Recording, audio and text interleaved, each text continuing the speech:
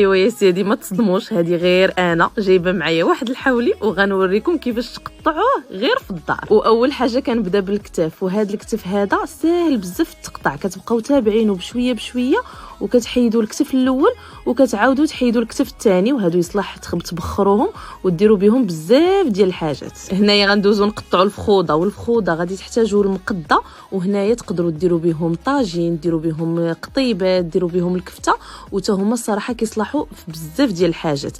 غنحيدوا العنقره حتى هي كيف ما قلت لكم، غير خصكم واحد الموسلي يكون ماضي وتا هي ديروا بها مروزيه. وهادو هما الضلوعه. هنايا غادي نقسمهم على جوج، النص الاول غادي نقادو باش ندير به القديد، ضروري من القديد ديال الحولي، ما يمكنش يدوز لينا العيد بلا قديد. والنص الثاني غادي نحيد منه هاد الطريف هذا اللي غنطحنو مع الكفته.